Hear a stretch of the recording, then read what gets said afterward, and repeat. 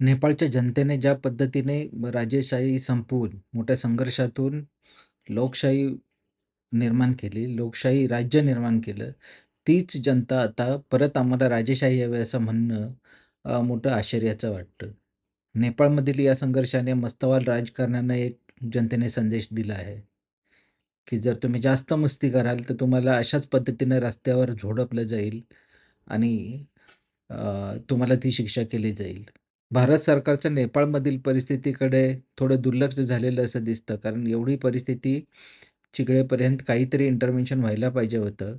त्यामुळे खरंच आपल्या आपल्या राज्य व्यवस्थेने ह्याच्याकडे लक्ष देणं गरजेचं आहे.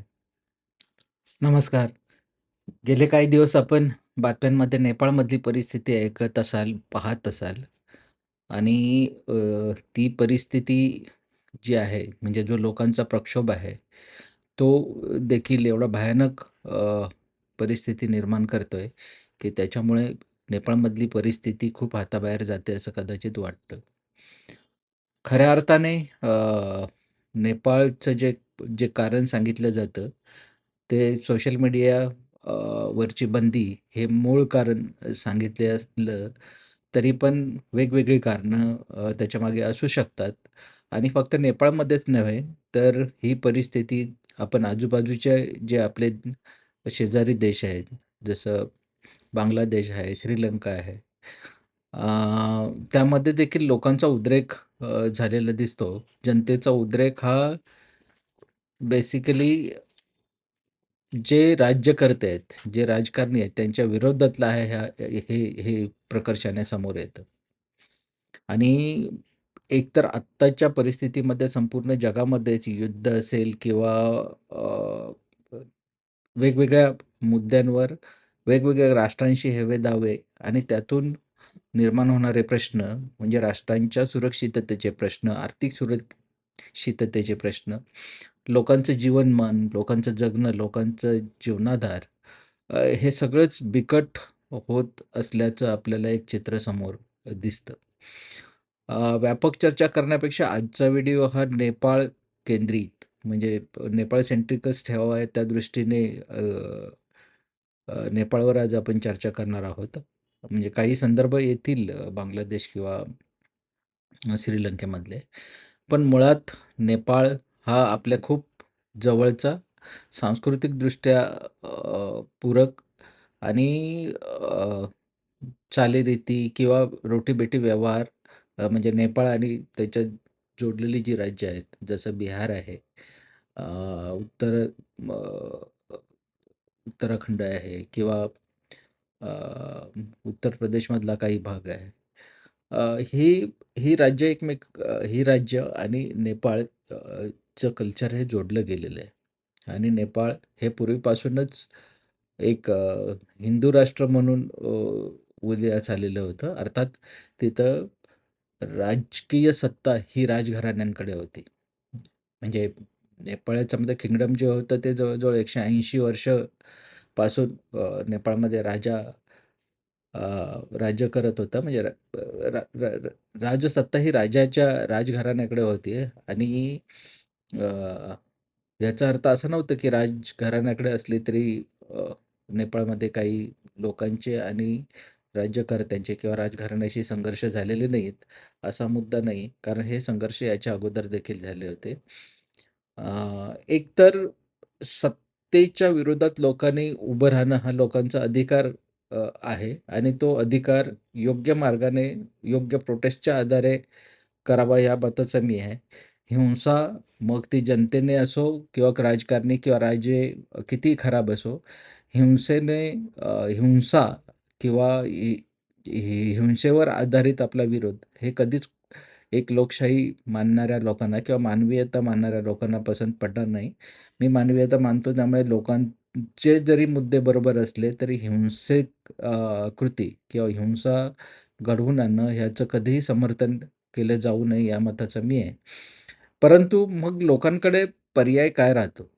म्हणजे ज्या अर्थाने जर आपण नेपाळची जर थोडा मागचा आढावा घेतला तर ही खुसबूस जी होती, हा जो अनरेस्ट होता तो खूप दिवसापासून चालू होता आणि त्याला योग्य पद्धतीने उत्तर दिलं उत्तरं त्याची शोधली नाहीत. योग्य पद्धतीने तो हँडल केला नाही आणि त्यामुळे हा उद्रेक जो आहे तो मोठ्या प्रमाणावर झालेला दिसतो आणि ह्याला कारण होतं, की ते 4 सप्टेंबरला जे नेपाळ सरकारने जे वेगवेगळे ॲप्स आहेत इंटरनेटवरचे त्यावर बंदी घातली. म्हणजे जवळ-जवळ 26 सोशल मीडिया प्लॅटफॉर्म्स होते त्यांच्यावर बंदी घातली आणि त्याच्यातून हा युवकांचा उद्रेक झाला आणि बेसिकली ही सगळी जी ॲप्लिकेशन्स आहेत किंवा सोशल मीडिया प्लॅटफॉर्म्स आहेत, हे सगळे परदेशी आहे. म्हणजे नेपाळमधलं लोकल असं कुठलंहीच ॲप नव्हतं.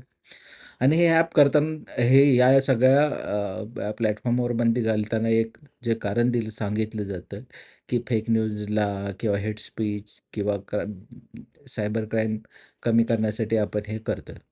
अर्थात काही अंशी सरकारची ही भूमिका मला योग्य वाटते. कारण बऱ्याच वेळा ह्या ज्या कंपन्या आहेत, परदेशी कंपन्या आहेत, त्या ज्या देशात काम करतात किंवा ज्या देशातून ते आपला रेव्हेन्यू जनरेट करतात, त्या देशाप्रती त्यांची जबाबदारी असायला लागते आणि मग त्यांनी एक एक ज्याला आपण म्हणतो, की जर काही त्यांच्या ॲप्लिकेशन्स असतील किंवा प्लॅटफॉर्मच्या ह्यातून जर काही वाईट परिस्थिती उद्भवली, तर त्याला जबाबदार धरण्यासाठी एक एक एक संरचना किंवा एक व्यवस्था करायला लागते. ती ह्या कंपन्या करत नाहीत. कारण त्यांना फक्त तिथून फायदा हवा असतो. खर्च करायला ह्या कंपन्या तयार नसतात. आणि त्या दृष्टीने नेपाळच्या हा सुप्रीम कोर्टने देखील यांच्यावर बंदी घालावी असा निकाल दिला होता. त्यामुळे एका दृष्टीने गव्हर्नमेंटची ही कृती ही तिथल्याच न्यायिक प्रक्रियेला धरून होती असं जरी म्हटलं असलं, तरी त्याचं कारण म्हणजे हे जे बॅन आहे मीडिया प्लॅटफॉर्मवरचं, हे त्याला कारण मिळालं आणि जो लोकांमधला उद्रेक होता, तो उद्रेक खूप मोठ्या प्रमाणावर बाहेर पडला.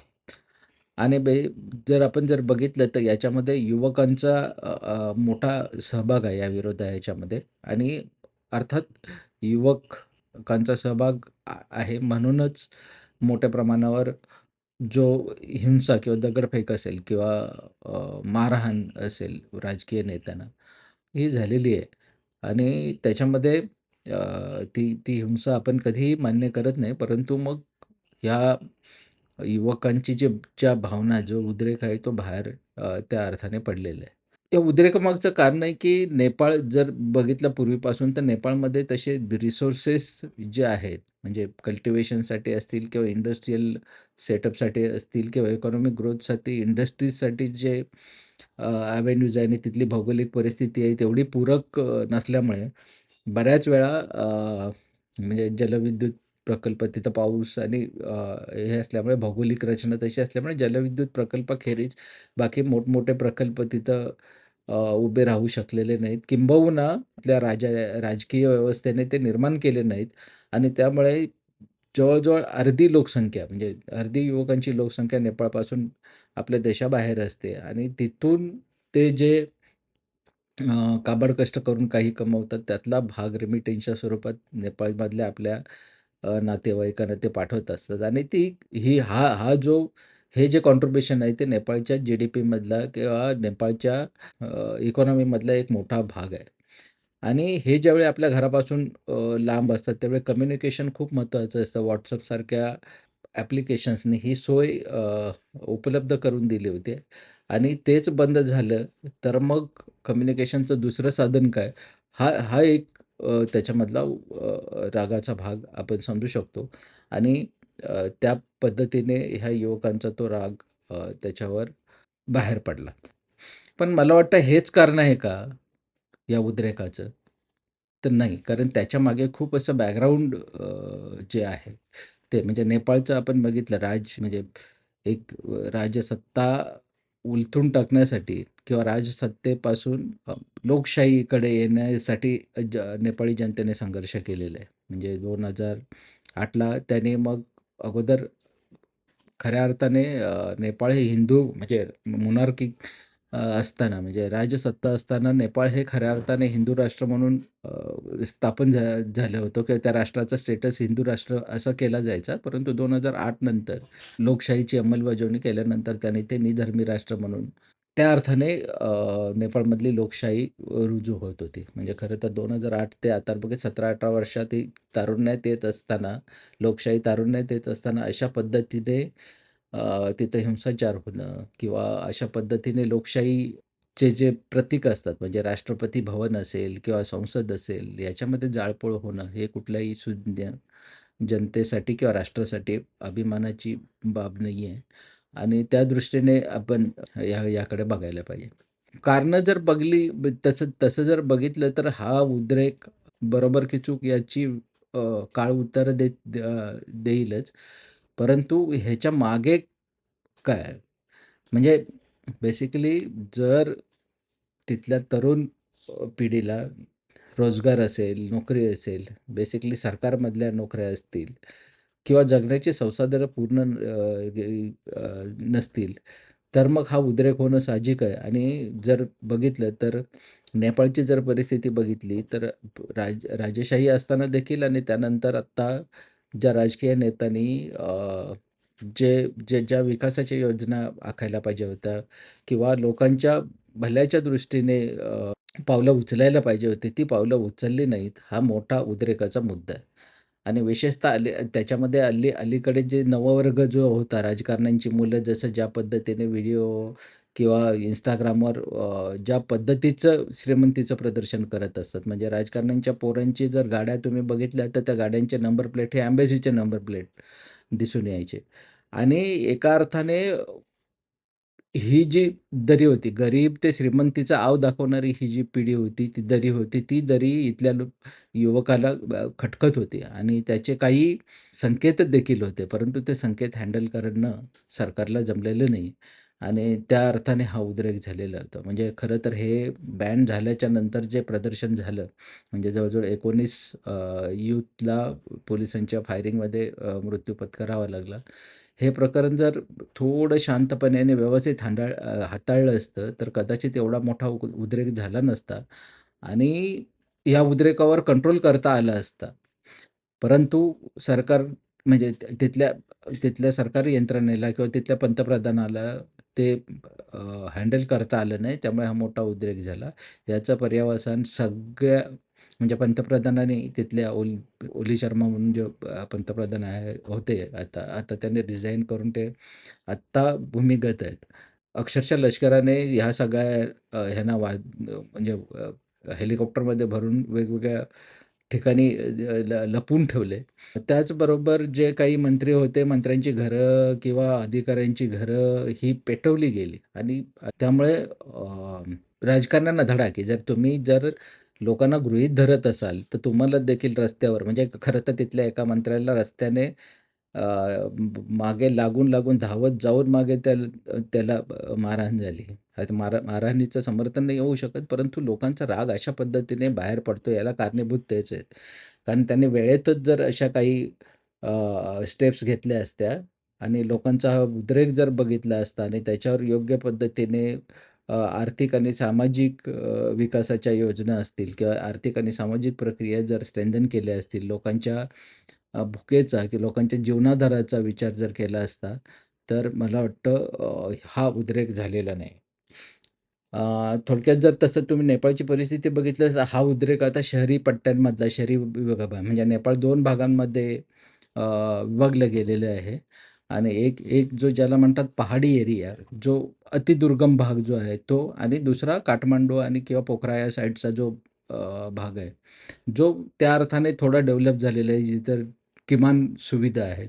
परंतु पहाडी विभागाकडे बघायचं झालं तर तुम्हाला लोकांना घरी जाण्यासाठी देखील पायवाटा देखील चांगल्या पद्धतीच्या नाहीत. ही अशी सिच्युएशन असताना म्हणजे हा जो उद्रेक आहे तो गावापर्यंत पोहोचू नये ही एक आपण अपेक्षा करूया. कारण आज जर ग्रामीण भागापर्यंत जर ते लोन पसरलं तर मग आणखीन परिस्थिती बिकट होईल आणि त्या अर्थाने सगळ्या पातळीवरच एक देश म्हणून एक गंभीर समस्येला नेपाळ पुढे होईल.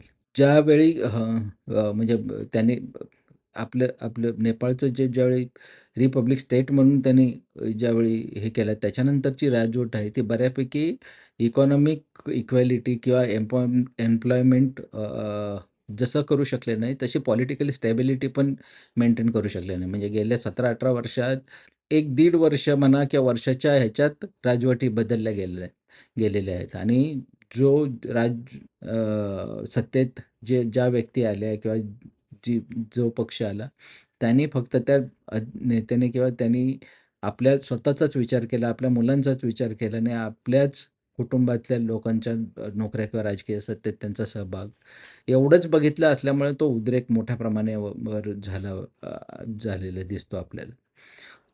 अर्थातच भ्रष्टाचार हा भ्रष्टाचार सगळीकडेच सगळ्याच राष्ट्रांमध्ये जवळ-जवळ भ्रष्टाचार असतो. परंतु भ्रष्टाचार हे देखील मोठं एक कारण त्याच्यामधलं आहे.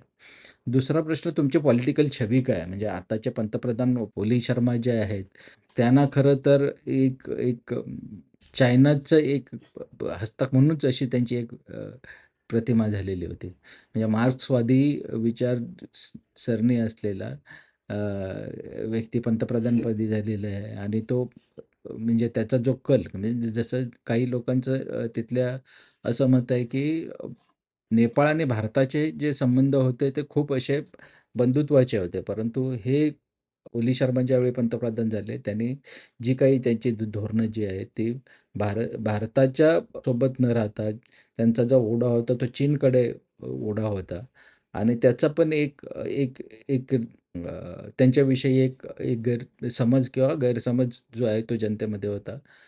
खरं तर खरं तर भारतावर काय परिणाम होणार आहे पुढच्या ह्याच्यात आपण बघूच. परंतु तसं जर बघितलं तर भारत आणि हे नेपाळ ही खूप अशी भावंडं असल्यासारखं आहे.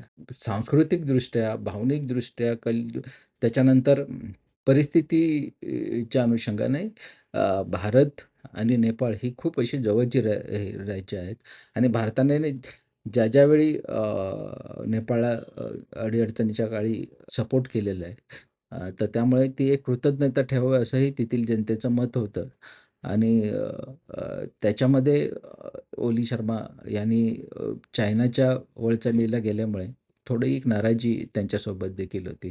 ती नाराजी फक्त त्यांच्यासोबतच नव्हती, पण बाकीचे जे सगळे पंतप्रधान झालेले असतील किंवा राष्ट्रपती झालेले असतील किंवा राजकीय नेते असतील, त्यांच्या बाबतीत देखील मोठ्या प्रमाणात गैरसमज किंवा समज हे नेपाळी जनतेमध्ये होते आणि त्याचा राग ह्या अनुषंगाने बाहेर पडलेला असं दिसतो. दुसरा जो भाग आहे, की किंवा एम्प्लॉयमेंटच्या ज्या संधी आहेत, त्या संधी निर्माण करण्यासाठी ज्या पद्धतीचं बजेटिंग असेल किंवा ज्या पद्धतीचे कार्यक्रम असतील किंवा जे कार्यक्रम आखले गेले त्याचा एक कार्यक्षम इम्प्लिमेंटेशन करण्याच्या दृष्टीने ही राजवट असेल किंवा पूर्वीची राजेशाही असेल, ती सपशेल अपयशी ठरलेली होती. त्यामुळे जो अपेक्षित तो ग्रोथ अजून देखील साध्य करू शकलं नाही नेपाळ आणि तो अ, तो राग किंवा ती एक खंत लोकांच्या मनात आहेतच आणि त्या दृष्टीने मला वाटतं, की या सगळ्या पॉलिटिकल फॉलआउट किंवा जो लोकांच्या जगण्या-मरण्याशी जे प्रश्न आहेत, ते बघितले गेलेले नाहीत. पुढचा जो भाग आहे, थोडं एक चर्चा करावीशी वाटतंय त्या अनुषंगाने जे पॉसिबल म्हणजे पुरावे नसल्यामुळे आपण काही बोलू शकत नाही. परंतु आणखीन एक जो पॉसिबल भाग त्याच्यामधला जो एक दिसतो, कारण जे दिसतं, की आत्ता एक नेपाळमध्ये एक मागणी मोठ्या प्रमाणे होते, की आपण हिंदू राष्ट्र म्हणून परत आपली प्रतिमा तयार करायला पाहिजे. आणि ह्याचं कारण म्हणजे तिथल्या स्थानिक पातळीवर जो प्रोपगंडा होतोय, की हिंदूंची संख्या कमी होते, त्याच बदल्यात इतर जे धर्म आहेत त्यांची संख्या वाढते. अर्थात जर आकडेवारी आणि त्यांचं जर पॉप्युलेशन रेशो बघितलं तर ती परिस्थिती नसली तरी तो एक प्रकारचा एक प्रोपगंडा आहे आणि त्याच्यासाठी लोकांना लोकांची जी कल्चर होती म्हणजे दुसरा एक त्याच्यातला महत्त्वाचा भाग होता, की ज्यावेळी राजेशाही होते त्यावेळी जसं मी मगाशी म्हणालो तसं एक राजेशाही असताना नेपाळ हे हिंदू राष्ट्र म्हणूनच उदयाला आलं होतं आणि मग आपला धर्म किंवा आपली संख्या कमी होते. ही जी एक तऱ्हेची भीती तिथल्या जनमानसात म्हणजे बेसिकली हिंदू जनमानसात तयार होऊन ती एक मागणी होते आणि त्याचबरोबर ज्या जनतेने राजेशाहीचा राजेशाहीच्या विरोधात विद्रोह करून आपल्याला लोकशाही किंवा रिपब्लिक राष्ट्र म्हणून अ, उभं राहण्याची मागणी केली होती. तीच जनता आता परत राजेशाही यावी, म्हणजे काय त्यातले काही जे जनसमूह आहेत, ते राजेशाहीच्या फेवरमध्ये परत आहेत आणि त्या अर्थाने राजेशाही म्हणजे आताचे जे तिथले राजे ज्ञानेंद्र आहेत, त्यांचा देखील एक रोल आहे असं दिसतो आणि तो एक तो एक मला वाटतं कळीचा एक मुद्दा आहे. म्हणजे जसं जसं आपल्याकडे म्हणा किंवा वेगवेगळ्या राष्ट्रांमध्ये म्हणजे आत्ताच एक बातमी आयर्लंडमध्ये पण अशाच पद्धतीचा एक विद्रोह होतोय. तर ज्याच्यामध्ये जातीच्या किंवा धर्माच्या आधारावर काही असुरक्षितता वाटली, की मग अशा पद्धतीने मग काही इश्यूज मोठे करावे हा हा मुद्दा आहे. म्हणजे हिंदू राष्ट्र परत व्हावं म्हणून मागणी का आली?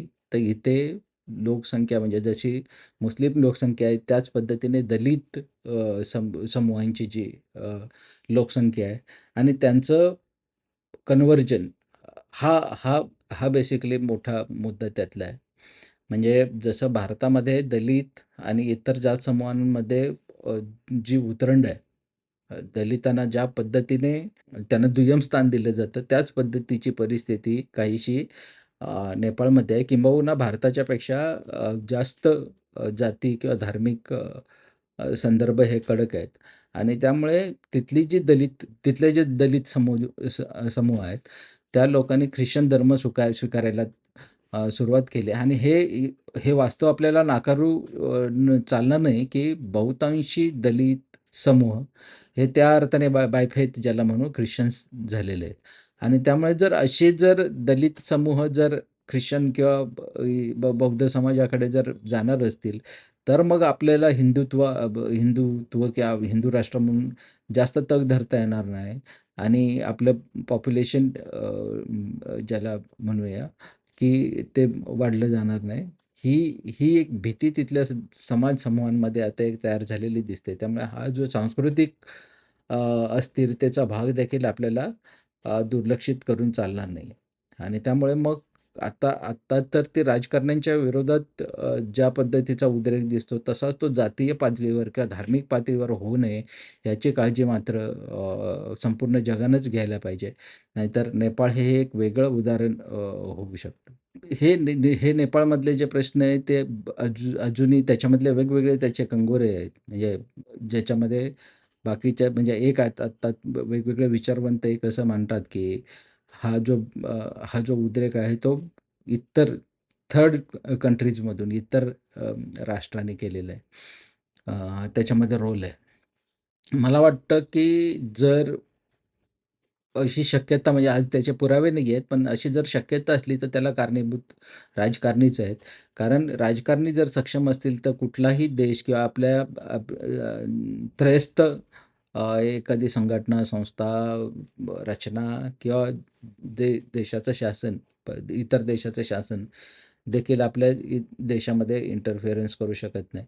परंतु जर आपले राज्यकर्तेच किंवा तिथल्या नेपाळमधले जर राजकारणीच जर इतर देशांसमोर जर शरणागती किंवा त्यांना सपोर्टिव्ह भूमिका असेल, तर कदाचित असा एक होऊ शकतो. पण मला त्याची शक्यता खूप कमी वाटते. म्हणजे याच्यामध्ये सरळ-सरळ काही वेळा नावं घेतली जातात, की ज्याच्यामध्ये चायना आणि अमेरिकेचा रोल असू शकतो. म्हणजे उदाहरणं किंवा त्याचं पुरावे नसल्यामुळे आपण त्याच्यावर जास्त बोलू नये. आणि ते जरी असलं तरी नेपाळमधली आताची स्थानिक परिस्थिती किंवा स्थानिक रचना ह्याच्याकडे आपल्याला दुर्लक्ष करून चालणार नाही. त्यामुळे बेसिकली तिथले स्थानिक प्रश्न, स्थानिक राजकारण्यांची लोकांच्या प्रती असणारी अनास्था हीच खऱ्या अर्थाने या उद्रेकाला कारणीभूत आहे असं मला वाटतं आणि त्या दृष्टीने आपण बघायला लागतं. तर त्यामुळे नेपाळच्या परिस्थितीच्या संदर्भात आपण थोडंसं विश्लेषण केलं. परंतु भारताच्या दृष्टीने ह्याचे काय संदर्भ आहेत?